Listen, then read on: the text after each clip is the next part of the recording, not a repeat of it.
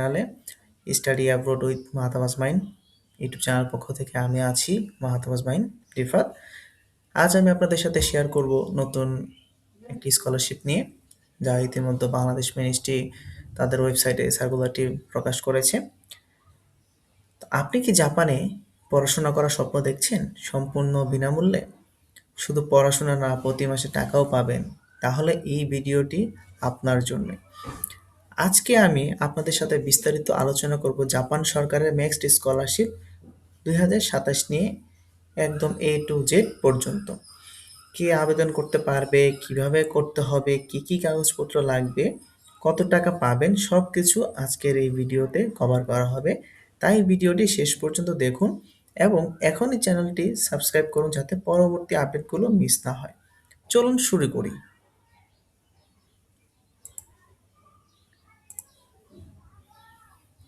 Next মানেই হলো ministry of education, culture, sports, science and technology. এটি জাপান সরকারের শিক্ষা মন্ত্রণালয়। প্রতি বছর এই মন্ত্রণালয় বিশ্বের বিভিন্ন দেশের মেধাবী শিক্ষার্থীদের জন্য সম্পূর্ণ বিনামূল্যে স্কলারশিপ প্রদান করে, যাকে বলা হয় জাপানিজ গভর্নমেন্ট নেক্সট স্কলারশিপ। এই স্কলারশিপের লক্ষ্য হলো এমন মানব সম্পদ তৈরি করে যারা জাপান ও তাদের নিজ দেশের মধ্যে বন্ধুত্বের সেতু হয়ে কাজ করবে এবং বিশ্বের উন্নয়নে অবদান রাখবে।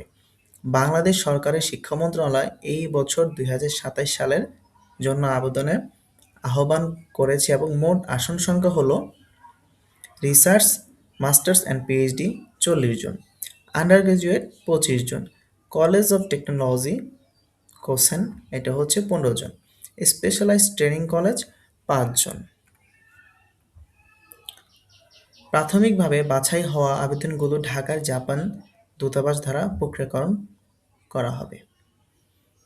এই স্কলারশিপের ধরন, নেক্সট স্কলারশিপ মূলত 3 ক্যাটাগরিতে বিভক্ত। আসুন প্রতিটি সম্পর্কে আমরা সংক্ষেপে জানি। ক্যাটাগরি 1, আন্ডার গ্রাজুয়েট স্টুডেন্ট, যারা জাপানের জাতীয় বিশ্ববিদ্যালয়ে স্নাতক কোর্সে পড়তে চান। ক্যাটাগরি 2, রিসার্চ স্টুডেন্ট, যারা জাপানের বিশ্ববিদ্যালয়ে মাস্টার্স বা পিএইচডি করতে চান। Category 3, college of technology KOSEN student, যারা জাপানের কারিগরি শিক্ষা প্রতিষ্ঠান ইঞ্জিনিয়ারিং বিষয়ে পড়তে চান। এখন আমি একে একে প্রতিটি ক্যাটাগরি ওয়াইজ বিস্তারিত ব্যাখ্যা করব।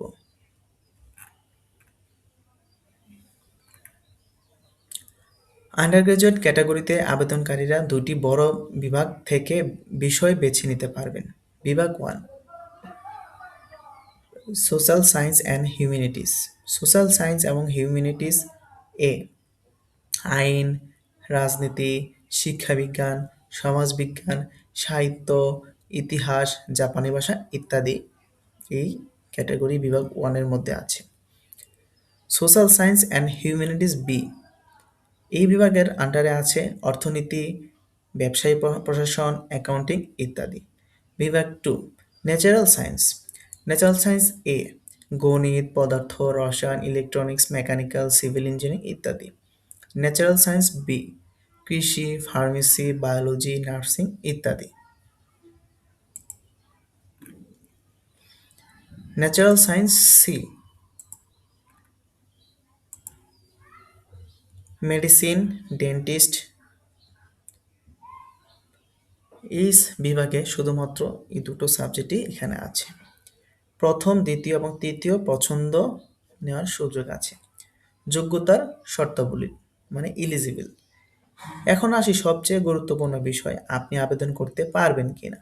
জাতীয়তা, আপনাকে অবশ্যই এমন দেশের নাগরিক হতে হবে।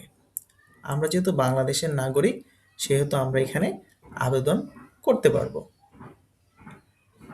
বয়স, এটা একটা মেজর ফ্যাক্ট। জন্ম তারিখ অবশ্যই 2 এপ্রিল 2002 বা তার পরে হতে হবে। এডুকেশন, জাপানের বাইরে 12 বছরের স্কুলিং সম্পন্ন করতে হবে বা 2027 সালের মার্চের মধ্যে করতে হবে, অথবা উচ্চ মাধ্যমিক বা সমমানের পরীক্ষায় পাশ করেছেন। জাপানিজ ভাষা, জাপানিজ ভাষা শেখার আগ্রহ থাকতে হবে। ভর্তির পরে ক্লাস জাপানিতে হবে। তাহলে মোটামুটি আপনারা এখানে ধরে নিতে পারছেন আপনাকে এখানে 1 বছরের একটা জাপানিজ কোর্স অফার করবে। এই কোর্সটা আপনি পড়াশোনা করবেন এবং জাপানিজ কোর্স শেষ করার পর আপনি আপনার ব্যাচেলর বা মেজর প্রোগ্রামে যখন যাবেন, তখন আপনাকে ৪ অথবা ৫ বছর আপনাকে জাপানিজ ভাষায় পড়াশোনা করতে হবে। এখন বলি, পড়াশোনা বাধা হয় এমন কোনো শারীরিক বা মানসিক সমস্যা থাকা চলবে না। এটা হচ্ছে হেলথ কন্ডিশনে। এটা এখানে বলে দিয়েছে। এখন বাদ পড়বেন যদি, এখন আমি আপনাকে আরও বিষয়ভাবে বিস্তারিত বলবো। নিচের যে কোনো একটি শর্ত প্রযোজ্য হলে আপনি কিন্তু এখানে টোটালি ক্যান্ডিডেট থেকে বাদ পড়ে যাবেন। আগে কখনো ম্যাক্স স্কলারশিপ পেয়ে থাকলে, বর্তমানে অন্য কোনো ম্যাক্স প্রোগ্রামে আবেদন করে থাকলে, জাপানে স্টুডেন্ট ভিসায় পড়েছেন বা পড়ার পরিকল্পনা থাকলে, সামরিক বাহিনীর সদস্য হলে, জাপানিজ নাগরিকত্ব রয়েছে বা ছাড়বেন না এমন হলে, এগুলো থাকলে কিন্তু আপনি এখানে ডিসকোয়ালিফাইড। স্কলারশিপের মেয়াদ প্রিপারেটরি এডুকেশন সহ ৫ বছর, এপ্রিল ২০২৭ থেকে মার্চ ২০৩২। মেডিসিন, ডেন্টিস্ট এবং ভেটেরিনারি ৬ বছরের, ফার্মাসি মানে ৭ বছর পর্যন্ত।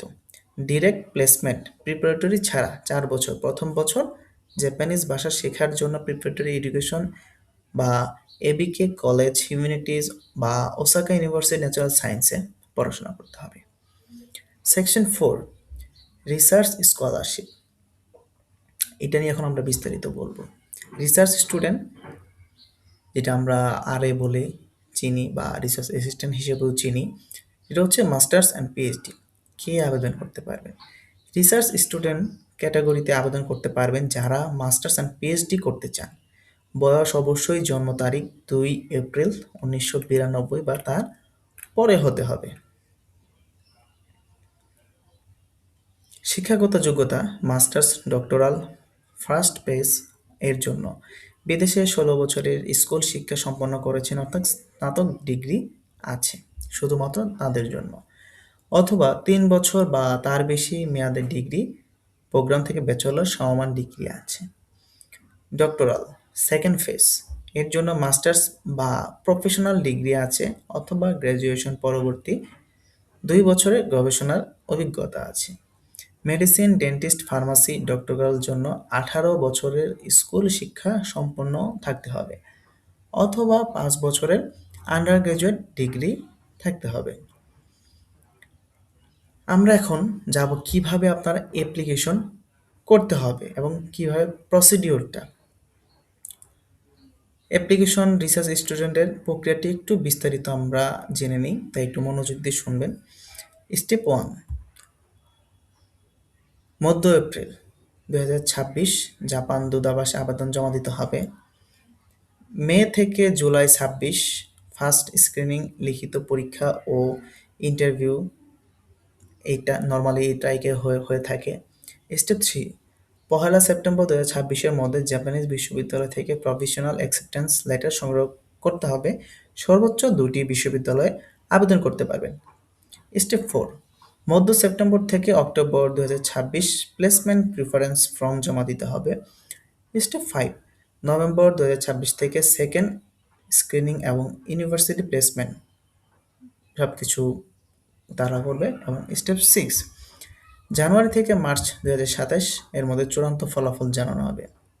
এখানে গুরুত্বপূর্ণ আমি একটি বিষয় বলে রাখি, প্রভিশনাল অ্যাকসেপ্টেন্স লেটার ছাড়া ফাইনাল সিলেকশন পাওয়া অত্যন্ত কঠিন, তাই ফার্স্ট স্ক্রিনিং পাশের পর দ্রুত বিশ্ববিদ্যালয়ে যোগাযোগ করুন।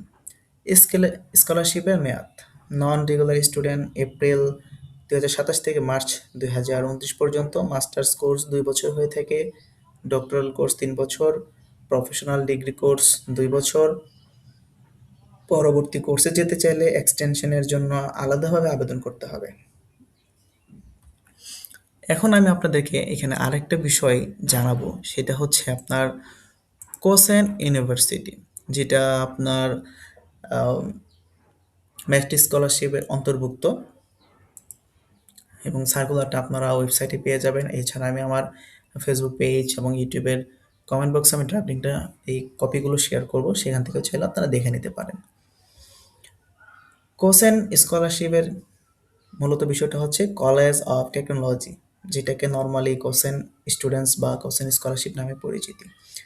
কোসেন হলো জাপানের বিশ্ববিদ্যালয়ে, বিশেষ করে কারিগরি শিক্ষা প্রতিষ্ঠান। এটি ইঞ্জিনিয়ারিং ফোকাসড শিক্ষার জন্য বিশ্ববিখ্যাত।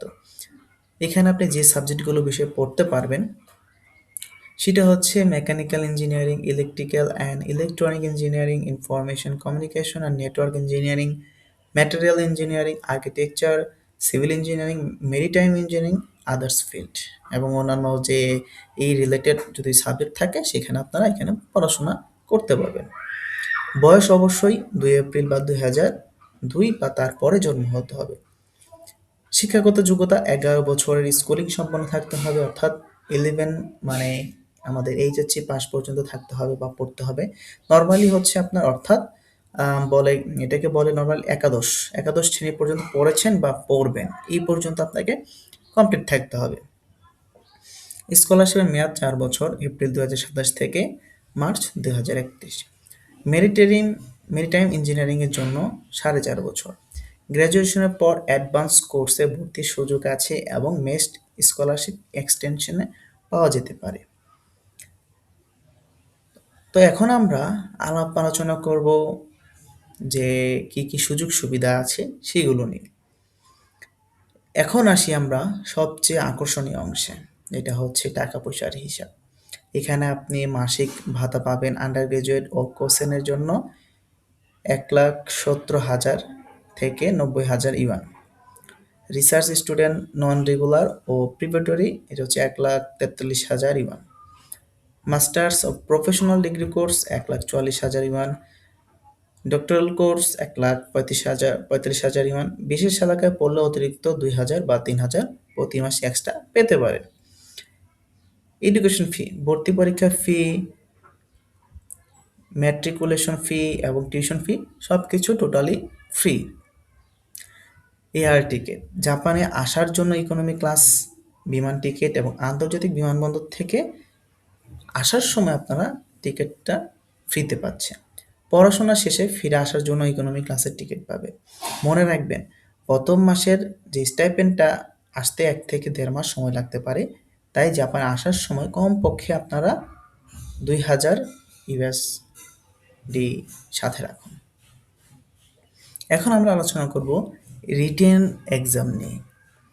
ফার্স্ট স্ক্যানিং এর লিখিত পরীক্ষা দিতে হবে, বিষয়গুলো আমরা আলোচনা করব। Undergraduate, social science and humanities, Japanese A, ইংরেজি এ, গণিত A. Natural science A, Japanese B, English B, গণিত B, Russian physics. Natural science B, C. এটা হচ্ছে গ্রুপ আর কি, বিভাগ। আপনারা সার্কুলারগুলো পড়ে নেবেন বা হচ্ছে এখানে আপনাকে যে দেওয়া আছে এ অ্যান্ড বি, তো যেই সাবজেক্টগুলো হচ্ছে আপনারা সেই সাবজেক্টগুলোর উপর একটু প্রিপারেশন নেবেন। তো জাপানিজ বি, ইংলিশ বি, গণিত বি, রসায়ন অ্যান্ড বায়োলজি। রিসার্চ স্টুডেন্ট জন্য জাপানিজ ও ইংরেজি ভাষার দক্ষতা পরীক্ষা সবার জন্য বাধ্যতামূলক। কোসেন, ম্যাটেরিয়াল ইঞ্জিনিয়ারিং, জাপানিজ, ইংরেজি, গণিত, রসায়ন। অন্যান্য ক্ষেত্রে জাপানিজ, ইংরেজি, গণিত, পদার্থ। পরীক্ষায় ক্যালকুলেটর বা অন্য কোনো ডিভাইস ব্যবহার করা যাবে না। সো ওইভাবেই মন মানসিকতা ওইভাবেই নিজেকে প্রিপেয়ার করুন। এখন আসি কাগজপত্র। এখানে আবেদন করতে গেলে কি কি কাগজপত্র ডকুমেন্টস লাগবে সেটা নিয়ে আমরা আলোচনা করব, যেটা হচ্ছে সবচেয়ে জরুরি পার্ট। আন্ডার গ্রাজুয়েট ও কোসেনের জন্য সবার জন্য বাধ্যতামূলক। আবেদনপত্র, FY 2027 একটা অ্যাপ্লিকেশন ফর্ম আছে, সেটা আপনারা ডাউনলোড করে নেবেন, সেটা অবশ্যই লাগবে। আমি আপনাদেরকে স্ক্রিনে দেখিয়ে দিচ্ছি কোন অ্যাপ্লিকেশন ফর্মটা নর্মালি, এবং অ্যাপ্লিকেশন ডকুমেন্টস, এই যে অ্যাপ্লিকেশন ডকুমেন্টস আপনারা হচ্ছে এই গাইডলাইনটা পড়ে নেবেন। এই যে এখানে বলে দিয়েছে অ্যাপ্লিকেশন ফর্ম C-4, এখানে হয়তো বা দিয়ে দিয়েছে অ্যাপ্লিকেশন ফর্মটা, একটু খুঁজতে হবে। আমি হচ্ছে প্রয়োজনে আমি আপনাকে আপনাদের সবার সুবিধার্থের জন্য আমি অ্যাড করে দিব। আপনাদের কোনো চিন্তার কোনো কারণ নেই, আপনারা টেনশন মুক্ত থাকতে পারেন। তো আমরা পরবর্তী চলে যাই। আপনার একাডেমিক ট্রান্সক্রিপ্ট সকল শিক্ষাবর্ষের একটি করে মূল, একটি করে কপি, মানে ট্রান্সক্রিপ্ট এবং হচ্ছে সার্টিফিকেট, এটা এখানে বলে দিয়েছে।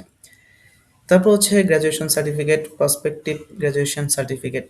আপনারা চাইলে প্রফেশনালটাও নিতে পারেন, কোনো সমস্যা নেই। কিন্তু প্রফেশনাল সার্টিফিকেট দিয়ে অ্যাপ্লিকেশন করা যাবে না, কারণ এখানে হচ্ছে পুলিশ ক্লিয়ারেন্সের একটা বিষয় আছে, যেগুলো আপনাকে ম্যান্ডেটরি, এগুলো আপনাকে লাগবে। তো সুতরাং আপনারা মেইন ডকুমেন্টস নিয়ে আপনাদের অ্যাপ্লিকেশনের জন্য প্রিপেয়ার হবেন। তারপর হচ্ছে শিক্ষক প্রদান সুপারিশপত্র, যেটাকে আমরা রেকমেন্ডেশন লেটার বা এলওআর নামে চিনি। মেডিকেল সার্টিফিকেট নির্ধারিত ফর্ম, সেটা হচ্ছে আমি অ্যাড করে দিব, আপনারা চাইলে সেখানেও দেখে নিতে পারবেন। এবং প্রযোজ্য ক্ষেত্রে সার্টিফিকেট অফ এনরোলমেন্ট, বিশ্ববিদ্যালয়ে যদি ভর্তি থাকেন সেই ক্ষেত্রে language proficiency certificate 2 copy, JLPT বা আইএলটিএস বা টোফেল থাকলে। আর রিসার্চ স্টুডেন্টের ক্ষেত্রে অতিরিক্ত যেগুলো লাগবে সেটা হচ্ছে field of study and research plan, যেটা হচ্ছে গবেষণা পরিকল্পনা, placement preference application form, recommendation letter, তারপর হচ্ছে থিসিস অ্যাবস্ট্রাক্ট যদি থাকে, এমপ্লয়ার রেকমেন্ডেশন যদি থাকে। ছবির জন্য আবেদনের 6 মাসের মধ্যে তোলা থাকতে হবে। সাইজ অবশ্যই 4.5 ইন্টু 3.5 সেন্টিমিটার সাইজের একটা ছবি লাগবে। তারপর হচ্ছে আপার বডি অবশ্যই ফুল ফেস, টুপি ছাড়া থাকতে হবে, অবশ্যই ক্লিন, এবং হচ্ছে ব্যাকগ্রাউন্ড আপনার সাদা হতে হবে। তারপর ছবির পিছনে নাম অবশ্যই জাতীয়তা লিখবেন। সব কাগজ অবশ্যই জাপানিজ বা ইংরেজিতে হতে হবে, অন্য ভাষায় হলে অনুবাদ ট্রান্সলেট করে দেবেন। আবেদন প্রক্রিয়া। আবেদন প্রক্রিয়াটা আপনাদেরকে সর্বপ্রথম এই যে ওয়েবসাইটের লিঙ্কটা দেওয়া আছে, এইখানে গিয়ে আবেদনটা করতে হবে। এই আবেদনটা স্টেপ 1। স্টেপ 2 হচ্ছে অনলাইনে লিঙ্ক সরাসরি সক্রিয় থাকবে, মানে এই লিঙ্কের আবেদন পোর্টালটা অ্যাক্টিভ থাকবে 28 এপ্রিল 2026, মানে 12 মে 2026 4টা পর্যন্ত। এরপরে কিন্তু আপনি কোনোভাবেই আর আবেদন করতে পারবেন না। স্টেপ 3, অনলাইনে সকল ইনফরমেশন, সার্টিফিকেট, মার্কশিট ইত্যাদি এভরিথিং সকল কিছু জমা দিতে হবে। তারপর আপনি যখন অনলাইনে অ্যাপ্লিকেশন করবেন, তারপর একটা পোর্টাল আসবে, একটা পিডিএফ কপি পাবেন, সেই কপিটা ডাউনলোড করে রাখবেন এবং ট্র্যাকিং এবং অ্যাপ্লিকেশন আইডিটা সেভ করে রাখবেন, এবং সেইটি ডাউনলোড করে পিডিএফ করবেন, প্রিন্ট আউট করবেন, এবং সকল ডকুমেন্ট যেগুলো আপনাকে চেকলিস্টে বলে দিয়েছি সেগুলো অ্যাড করে আপনারা একটা খামে করে, এই যে ঠিকানা এখানে বলে দিয়েছে, আপনারা খামের উপরে অবশ্যই এই ঠিকানাটা আপনারা লিখে দিবেন। তো এই ঠিকানা হচ্ছে আপনার ট্র্যাকিং নাম্বার, আইডি এবং প্রোগ্রাম নেম, সকল কিছু হার্ড কপি শিক্ষা মন্ত্রণালয়ের অভ্যন্তরা গেটে আপনাদেরকে জমা দিয়ে আসতে হবে। অবশ্যই সেটা 12/5/2026 মঙ্গলবার বিকাল 4টা পর্যন্ত। তো জমা দেওয়ার পর কাজ শেষ। আপনাকে তারপরে অপেক্ষা করতে হবে। ইমেল এবং ফোন অবশ্যই আপনারা অ্যাক্টিভ রাখবেন।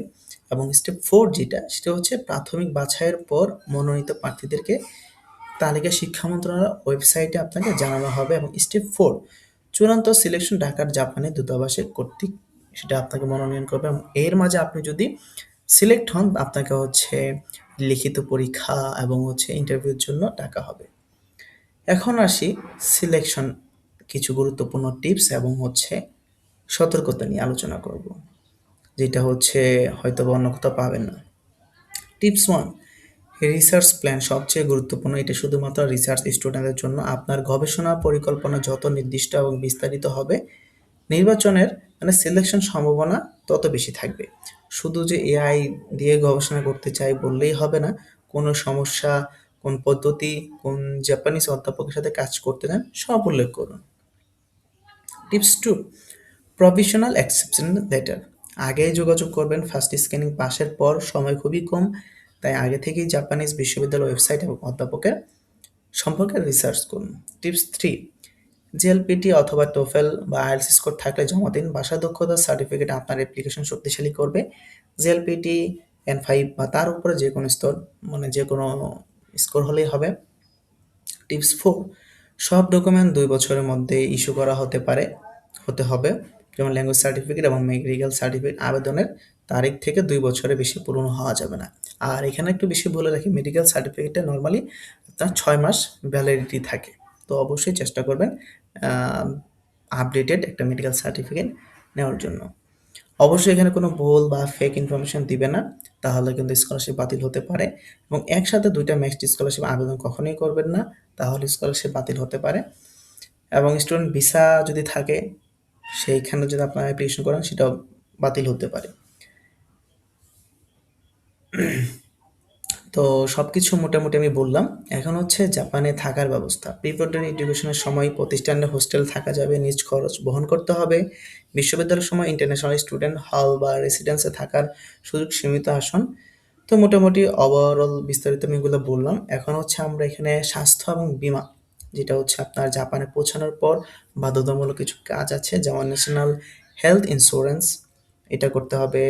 ইন্ডিভিজুয়াল নাম্বার কার্ড মানে মাই নাম্বার কার্ড নিতে হবে, জেপি ব্যাংক, এগুলো অনেক কিছু আপনারা করে ফেলবেন। এবং কিভাবে এখন অনলাইনের মাধ্যমে অ্যাপ্লিকেশন করতে হবে আমি সেটা আপনাদেরকে একটু দেখিয়ে দিব। তো চলুন আমরা হচ্ছে অ্যাপ্লিকেশনটা লিঙ্কটা একটু কপি করি। কপি করে যে কোনো একটা ব্রাউজারে আমরা গিয়ে এটা পেস্ট করব।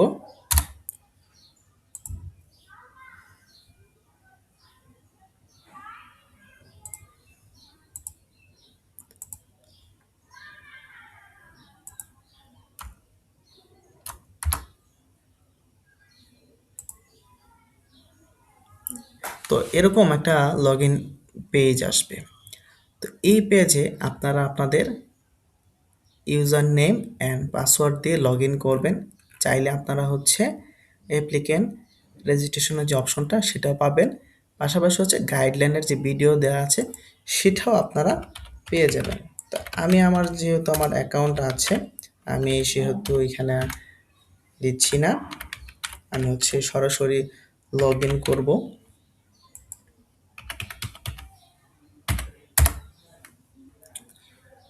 অনেক দিন ধরে হচ্ছে আমি অ্যাকাউন্টে লগ ইন করি না, ভুল হতে পারে। আপনারা আপনাদের মতো করে নেবেন।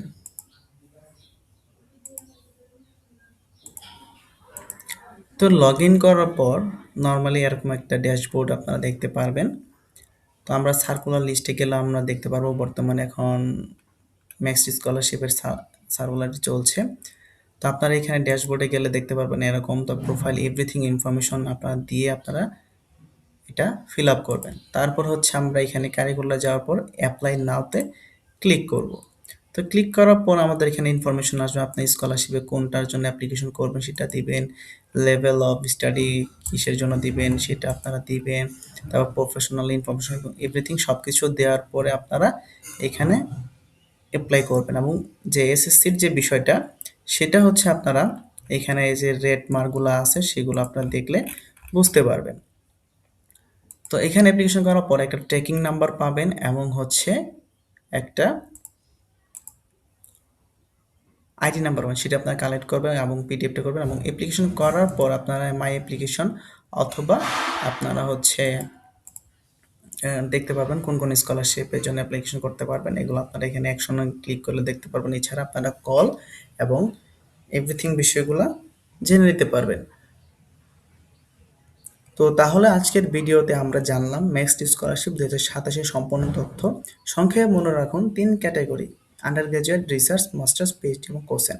বাংলাদেশ থেকে আবেদনের শেষ তারিখ অবশ্যই আমি বলে দিয়েছি। আপনি যদি স্কলারশিপের প্রস্তুতি নিচ্ছেন তাহলে এখনই শুরু করুন। কোনো প্রশ্ন থাকলে নিচে কমেন্টস করে জানান, আমি সাধ্যমতো উত্তর দেওয়ার চেষ্টা করব। যদি এই ভিডিওটি আপনার কাজে লেগে থাকে তাহলে অবশ্যই একটি লাইক দিন। যারা জাপানে পড়তে চান তাদের সাথে এই ভিডিওটি শেয়ার করুন, চ্যানেলটি সাবস্ক্রাইব করুন এবং বেল আইকন চাপুন যাতে পরবর্তী সব ভিডিও নোটিফিকেশন পান। জাপানে পড়াশোনার স্বপ্ন হোক আপনার, এই শুভকামনা। আজকের মতো বিদায় নিচ্ছি। আমি মাহাতাব আজমাইন রিফাত। সবাই ভালো থাকবেন। আসসালামু আলাইকুম। আল্লাহ হাফেজ।